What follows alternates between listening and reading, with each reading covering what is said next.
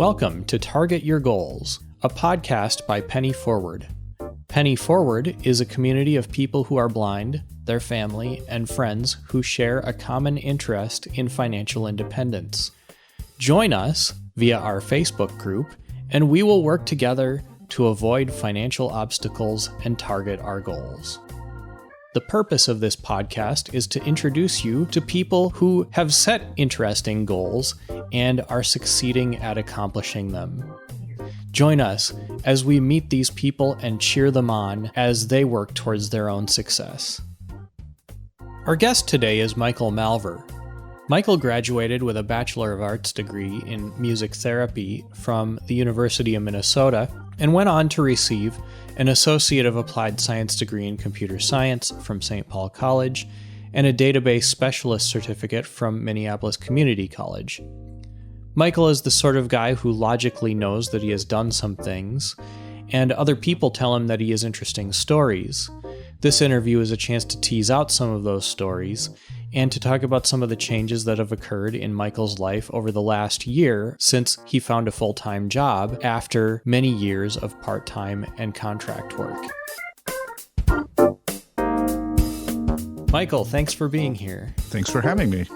In the last year, you happened upon work that was more satisfying to you than work has been in the past. And it was a little bit by accident, if maybe that's the right way to put it. So talk about, like, in a minute or less, what life was like leading up to that. I wouldn't say that the job was an accident. More, as to me, it felt like serendipity. I have had an interest in computers for a long time and went so far as to get an Associate of Applied Science from St. Paul College in 2006. And a database certificate in 2016. Computers had been an interest to me, and I had a lot of academic experience, but I had a hard time selling that academic experience into something that companies would want to use. I found work doing some telemarketing, and I found work doing some web accessibility stuff, and the telemarketing was fun just because I got to go out and speak to people at the Capitol and talk about a cause that was important to me, that being getting accessible voting equipment into polling places so people could have an accessible voting experience. And the web accessibility stuff was kind of cool, but limited in the amount of work I had because, again, I was using my computer skills.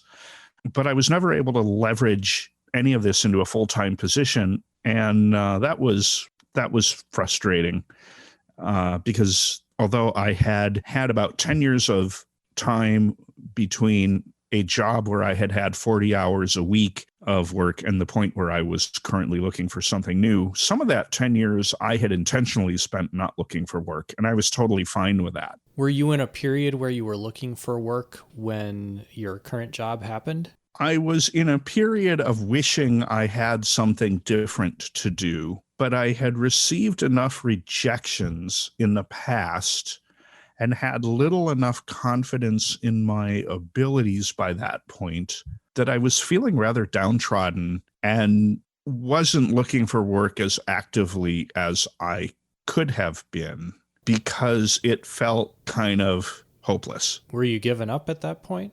I had kind of given up on looking for work. I guess the answer is that I was willing to work in a couple of positions where I was really pretty dissatisfied because it was better than nothing, and nothing is what I had before. Okay. So talk about the how the job came up, how the opportunity came up, and what happened next. So this is interesting to me. My very first job that I ever got was doing tech support for a major computer manufacturer. And I got that job because a friend of mine knew that I knew a lot about DOS, which tells you how old the job was, and computers in general, and he thought I would be good at it. So I took the entry-level test, and I got the job, and I did that until I got let go, and then went on to do other things. The second job that I got because my father ran into the head of tech support for Honeywell, and that person suggested I apply, and I applied, and I got that job. I got another job as adjunct faculty at St. Paul College teaching entry-level computer programming years later because the dean of the department felt that I was a good student, that I understood the topic, and that it would be interesting to have a person with a disability as an instructor to sort of implicitly say that people with minorities can do this stuff. And the most current job that I have, I got because a friend of mine who worked at that job had, from the sidelines, so to speak, watched me write computer programs. He had seen some of the code I created. He'd read my Facebook and watched the kinds of things I wrote about, and he felt that I had the ability to do the job.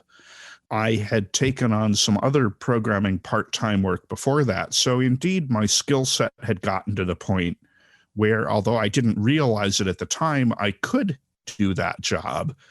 I was feeling pretty discouraged, but that person, who turns out to be you, the interviewer, kind of kicked my tush until I said, all right, I'll do the interview.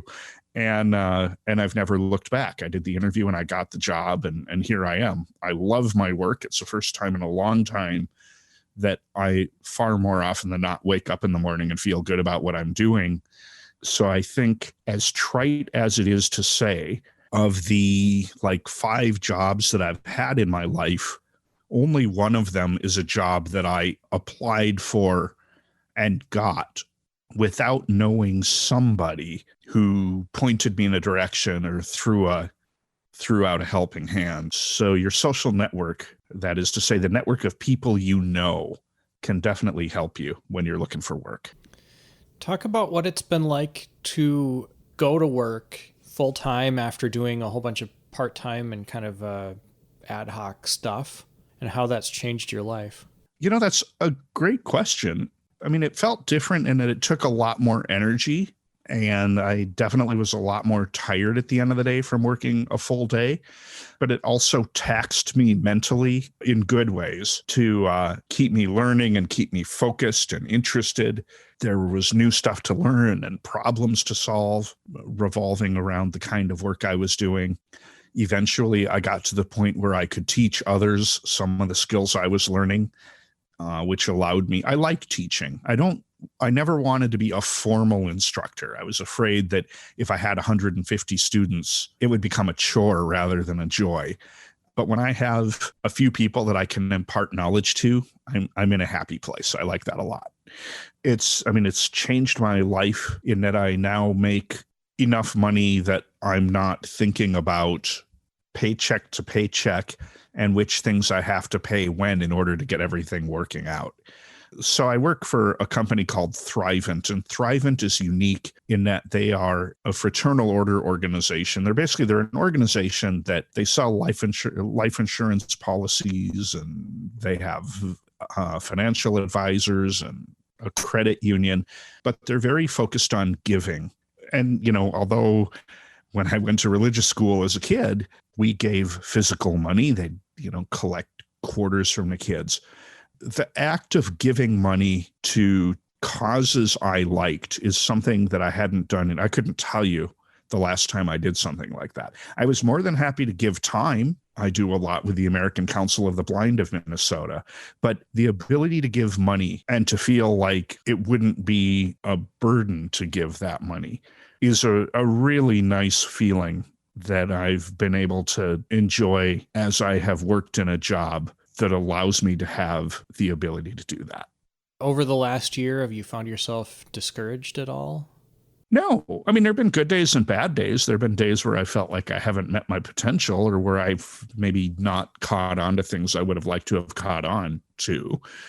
But I mean, that's just part of learning. And I think so much of, at least for me, feeling encouraged or discouraged really has to do with the environment that I'm in and the support that I get. And right now I'm in a really good place with a lot of good support. And I've done things that I can look at and feel good about having done them. What were some challenges you had in getting started and getting to this point? Honestly, I think the biggest challenge was just allowing myself to accept the fact that the person, well, you, but whatever, the person who suggested I go for the job and had the skills to do that job was just letting go of my own doubt enough to just accept that that might be true. And once that happened, everything kind of fell into place. There was kind of a eureka moment that I can't talk about in a way that would be meaningful, except to say that I suddenly realized I had done something in the past that related to the kind of work I was interviewing for. And when that clicked for me, I knew that I could represent myself well. Once I got the job, I think my biggest concern was just going from working an hour a day to working 8 hours a day. And would I be able to get up on time and have the energy to make it through the day? And I work for a company that uses a tool that has really been quite forward thinking in its accessibility. So most of the day-to-day stuff I have to do is with pretty accessible tools. And I think that takes a lot of stress off of a person. Whereas if you go into a telemarketing job or maybe even tech support now, I don't know if I could do tech support now. Back in the day when I did tech support, somebody called in with a problem and you fixed it. And now you have to log into their computer and look at it. And I'm not convinced that screen reading technology allows you to interact with the computers of sighted people efficiently to do the kind of support work that I would have done. But because of the tools that are being used in the job that I currently have, that kind of stress didn't exist. So all I had to deal with, which in its own way was stressful, I guess, was worrying less about proving myself and actually just doing the work. I think maybe that was the hardest part of starting, was just because I doubted my own ability, I kept waiting for the other shoe to drop, kind of be like, oh, someday they're going to wake up and be like, we shouldn't have hired him after all. And fortunately, that never happened. And eventually, the people I worked with started telling me I was doing good work. And I mean, I shouldn't say eventually. I was getting that kind of feedback pretty early on. But eventually, I had done enough work that they were telling me I had done good work. And I could tell it was good because it did what it was supposed to. And I still have my days where like I said, where I wish I was more productive or whatnot. But I've gotten enough feedback from enough people telling me that they're happy that I'm part of the team that things are pretty good right now. How has life changed outside of work? I think the biggest change kind of goes back to what I was talking about earlier. I'm making enough money now that I can have disposable income. I can buy something just because I think it would be fun to buy, or maybe go out to dinner just because I don't feel like cooking and I know I've got the money to do it, which isn't to say that I am not very mindful of the fact that I should also be saving money. It's just to say that it's nice to have a little bit to play with so I can, I used to not buy music. I would listen to the radio and be like, well, when it hits gone, it's gone. Now I'll go and if I hear a song, I'll go and buy it and think, well, it was $1.29 and that's not a big deal at this point. Whereas in the past, I don't know, I'm giving the wrong impression because it's not like $1 was that valuable to me. But overall, the thought of I'm going to go and, buy a $15 album wasn't something that I had. So it's been nice that way. It's been nice to be able to give. It's been nice to be able to go out and buy just fun stuff, or to think that I could go on a trip if I want to once COVID is over. It's been nice to be able to save. I've been able to take nice chunks from each paycheck and put them away with the thought that someday I'm going to retire and I will have resources available to me. On the other hand, it's also made me a little more jealous of my time because I am working 8 hours a day. I value my relaxation time a lot more, and I'm a lot, I would say, less likely to volunteer to do things on the weekend. We'll hear the conclusion of this interview in a moment, but first, a brief word from our sponsor. Does your podcast need a little work? Try SuperBlink, your source for prompt, reliable audio editing by professionals with the skill set to make you sound great. Visit www.superblink.org for more information.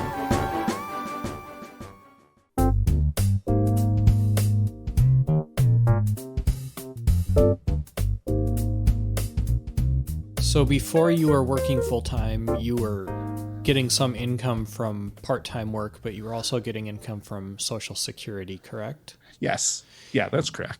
And what was it like to make that transition from collecting Social Security to going to collecting a paycheck from an employer?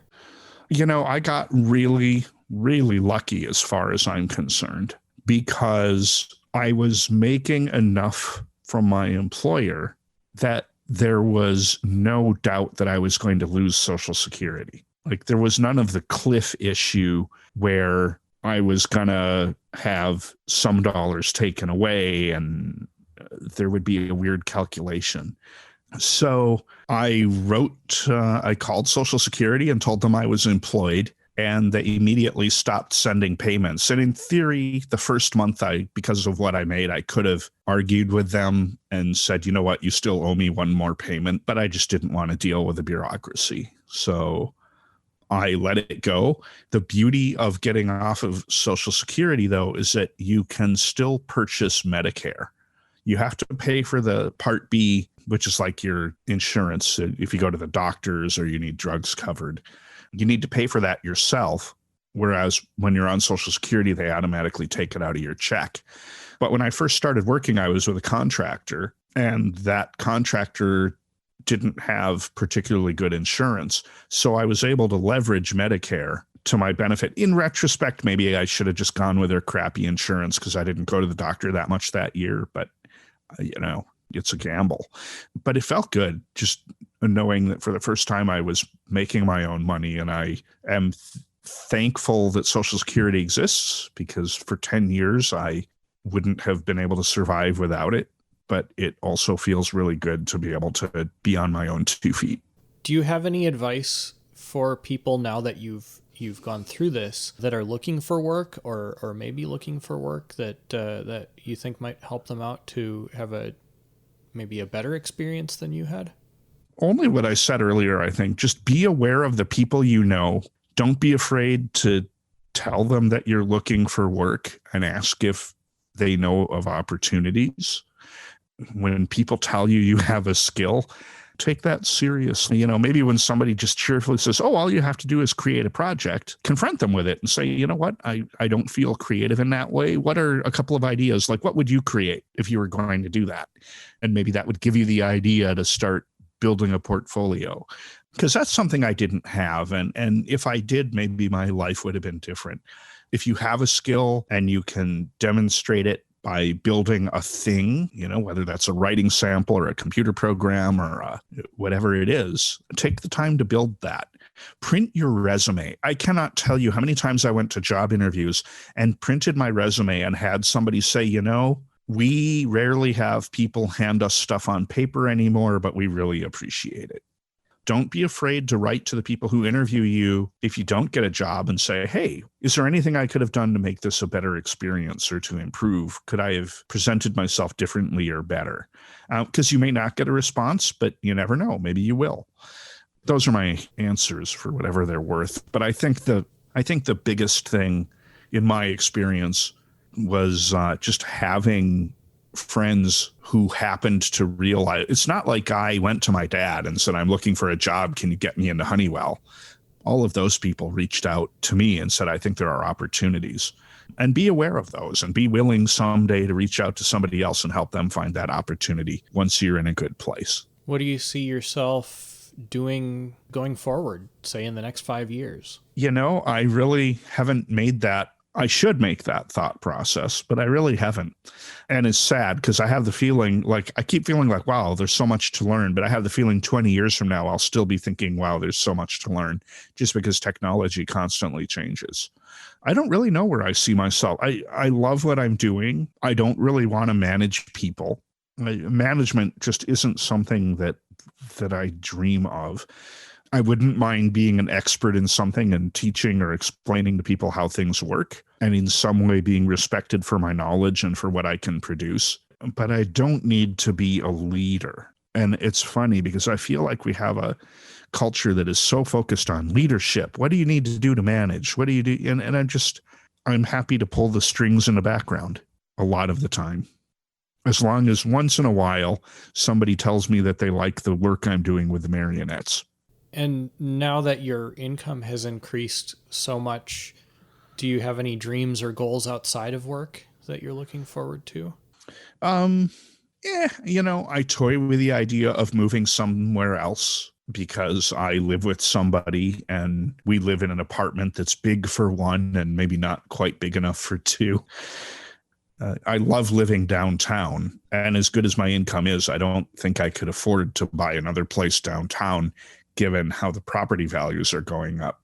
But I think about that. I think about, going on a cruise or just getting away and, going on a trip somewhere. But it's a vague somewhere. It's not like, gosh, someday I hope to go to blah.